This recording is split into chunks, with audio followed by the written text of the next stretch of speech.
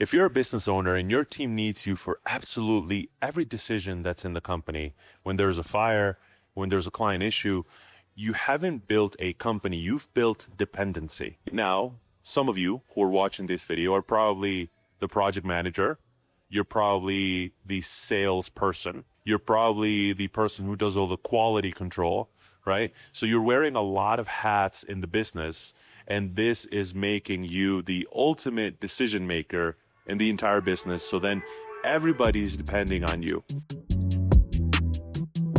So one of the main root causes could be that there are no systems in your business. You probably don't have an onboarding system. Now, you do have a way of getting access to the things that you need from that client so that you can start the campaigns, or what you can start whatever you need to start and run them. But most likely there isn't a system for what happens after you've gotten all that access, right? So how does your team execute?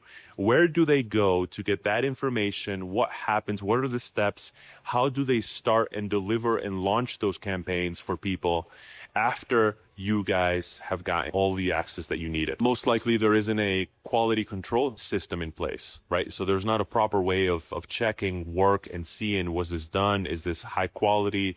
Was this done the way that the client had, let's say, requested? And most likely there isn't a system for offboarding. I mean, if there isn't a proper system for onboarding, then there's definitely not a system for offboarding, most likely. So then you're not able to see the patterns and the way that your team can understand why this client left you, or why this list of clients have left you. So then that is also might not be in place. So that's number one. That could be the first root cause. So the second root cause is most likely that you are the bottleneck.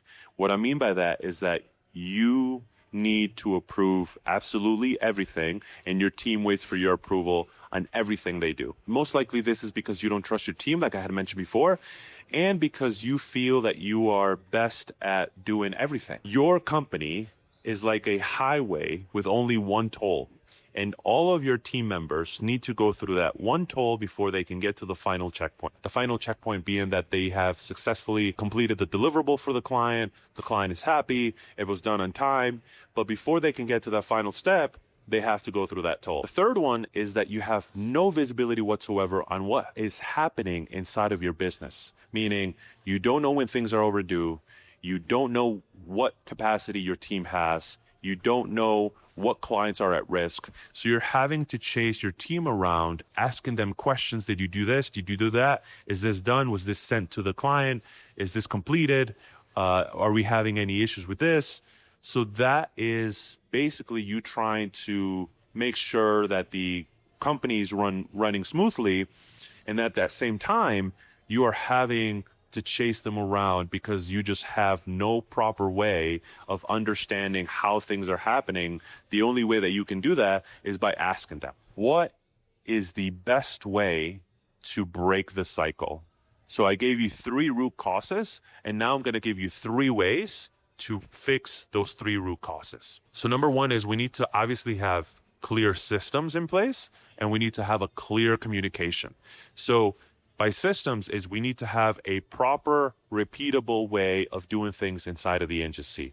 From the moment that the client comes on board to the moment that they leave, everything needs to live in a specific folder. So every client that you have needs to be inside of one folder. Depending on the deliverable, depending on the project you're working on, all of the conversation and communication between you and your team, or between them, needs to be living there, so that you can also go back and check the history of what happened, what was said yesterday, what was said last month, what changes were made, what did we do, did we raise the budget, let's say, did they want something different, did they have a request for us? All of the history is there, so it's much easier for you guys to also understand what happened with the client and maybe why he left us, right? You need to have a proper way of communicating to your team where it's repeatable and they know exactly where they need to look, where you need to check your notes after you have finished that call with the client. So your team doesn't have any questions. They're not wondering what we need to do. They're not messaging you. The second way that we can break the cycle is by having clear accountability. So your team should know what they need to work on, what they own, and how things need to look like when they are completed. So there's not going to be any more like, oh, I thought this person was doing this. I didn't know I had to do it. Oh, I thought we were both working on this. There's not going to be any more of that. Everyone needs to have accountability. They need to know what they own. And there can only be one owner for every single project or every single task that needs to be done. So I'm going to give you a quick example. Let's say you're running a campaign where there needs to be multiple steps to be completed before that campaign is successfully finalized, right? Each step needs to be owned by one specific person. It can be multiple people that are working inside of this project, but each step needs to be owned by one of those people. This is obviously going to help you not needing to chase people around, asking them, did they do this? Did they do that? Everything is going to be in a system. Now, the system that I recommend is you put everything into your project management tool. Again, that can be ClickUp, it can be Monday.com, it can be Asana, whatever you would like to use, but you need to have a project management tool that is able to first have assignees, it can have due dates, it can have documents, notes where you can fill out the SOPs so that people know exactly how to complete that step. Everything needs to be on there. Now, this way you do not need to be chasing people around, and you are not the only person that owns basically every task, because that's what it is right now. Everybody looks to you as the person who has the last say. So then it's not really something that they own. They feel like they can always come to you because you're obviously going to be expecting this and you're going to be telling them what to do or how to change this, what they need to fix, etc. So they don't feel that ownership. They don't feel that accountability, but that's what we need to change. The step number 3 is clear visibility. So what needs to be implemented into your business is you need to have dashboards. Now, these dashboards can all be inside of the project management tool. The dashboards are going to be very powerful because every time where something is overdue, you're going to be notified, or you're going to be able to check that dashboard and it will say 3 things are overdue, 3 things are at risk. Your client's performance is at risk. So having dashboards is definitely going to be very powerful for you. You're going to be able to have a quick understanding and full knowledge of what are the issues that can arise before they explode. Okay, so what the business should actually feel like is you are no longer involved in every decision, number 1.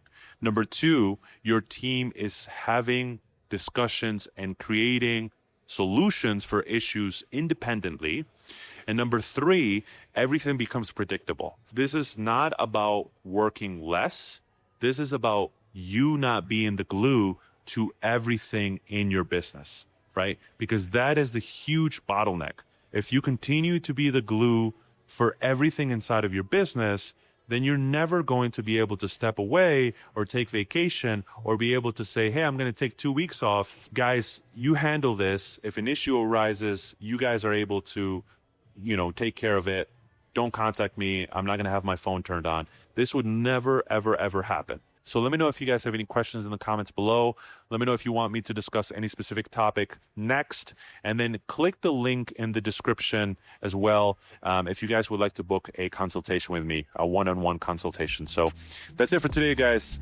And catch you guys on the next video. See ya.